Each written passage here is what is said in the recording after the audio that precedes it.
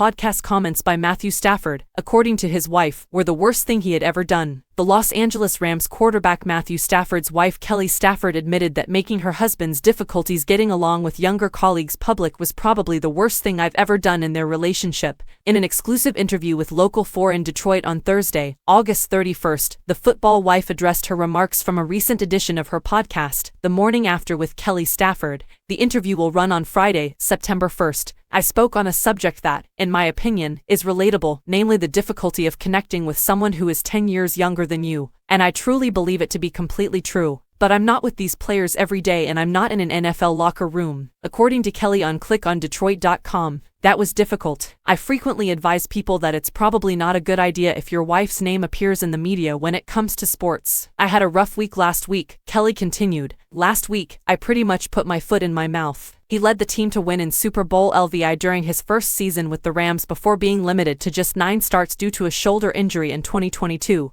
Matthew Stafford, 35, will be playing in his 3rd season with the Rams during his 15th NFL season. Win for the Rams. Now head office changes in 2021 resulted in the subsequent losses of several important free agents and a considerable turnover, with the returning defensive players from the Super Bowl LVI club being only veteran defensive tackle Aaron Donald and middle linebacker Ernest Jones. Los Angeles, who had previously been constrained in recent selections due to trading picks for experienced stars, selected 14 players in the 2023 NFL Draft after switching strategies and dealing veterans for picks instead of picks for veterans. Kelly Stafford remarked on her podcast, "They address him as Sir and S. No, we're on the same level here, we're both playing in the league." He responds, "I'd like to get to know you." He claimed that getting to know these people is quite difficult because they are so diverse. A book was printed by him. He asked the equipment guy to produce a book with all of their names and faces because he said, "I need to know their names. We must speak, so I will look up their names and address them as hey so-and-so, how was your weekend?"